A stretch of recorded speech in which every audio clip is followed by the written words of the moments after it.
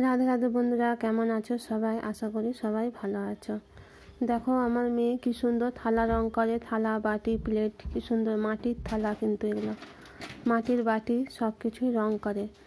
Order নেই, যারা যারা থালা মাটির থালা কিনতে চাও এরকম অর্ডার দিতে পারো।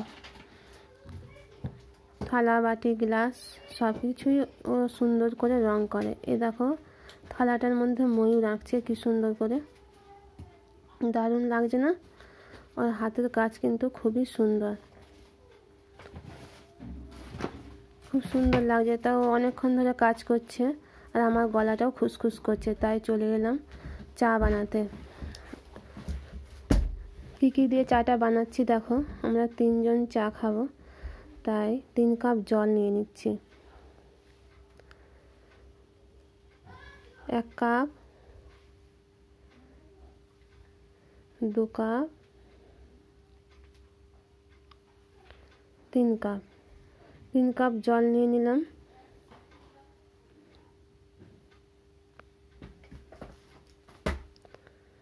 তারপরে দিয়ে দিচ্ছি 2-4 দানা চা পাতা, বেশি চা পাতা দিই না, 2-4 দানা চা পাতা।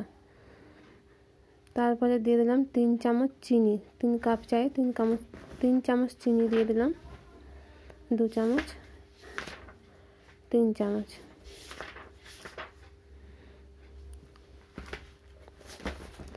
দেখো এবার দিয়ে দিচ্ছি লবঙ্গ,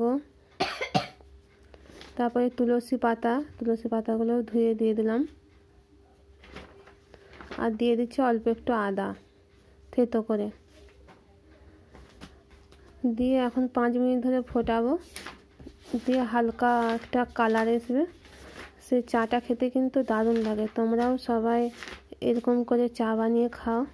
আর দিয়ে দিলাম অল্প একটু গোলমরিচ, দিয়ে আরেকবার ফুটিয়ে নিচ্ছি। দিয়ে সবাই এভাবে চা বানিয়ে খাও, গলা খুসখুসানি কমে যাবে। চাটা ফুটে উঠছে, এরপরে আমি চাটাকে ছেঁকে নিচ্ছি। 3 কাপ চাই আমি ছেঁকে নিচ্ছি সুন্দর করে। দেখো কালারটা কেমন হয়েছে। এরকম চা খাওয়া কিন্তু খুবই ভালো, শরীরের পক্ষে খুবই ভালো। গলা খুসখুস করলে এরকমভাবে আমি চা বানিয়ে খাই। তোমাদের যাদের যাদের গলা খুসখুস করবে এরকম করে চা বানিয়ে খাবে, গলায় অনেক আরাম লাগবে। তারপরে আমি বিকেলে রান্নাটা চাপিয়ে দিচ্ছি।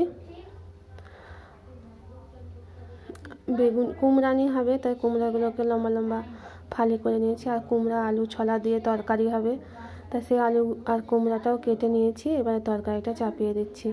প্রথমে কড়াইতে তেল দিলাম, তারপর দিলাম চিনি, একটা তেজপাতা, তারপর দিলাম কিছুটা 5 ফোড়ন দিয়ে একটু ভাজা ভাজা হয়ে গেলে সবজিগুলো আমি তুলে দিচ্ছি।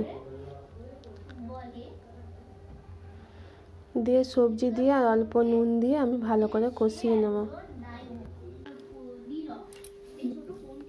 দিয়ে ভালো করে নাড়াচাড়া করে নিচ্ছি।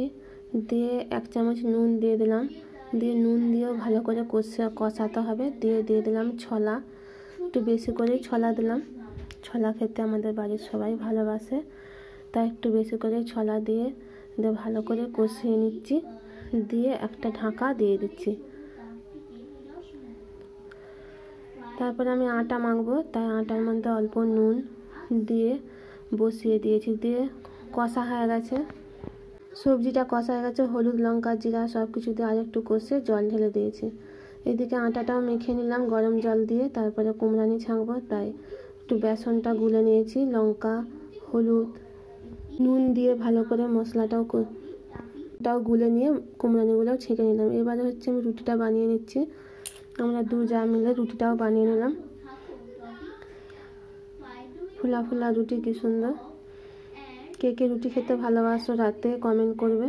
আমাদের বাড়িতে অনেকজন মেম্বার, তাই অনেকই রুটি বানাতে হয়। এই দেখো আমার ভিডিও তোমাদের কেমন লাগলো কমেন্ট করবে। রাধে রাধে, জয় শ্রীকৃষ্ণ, জয় গোপাল।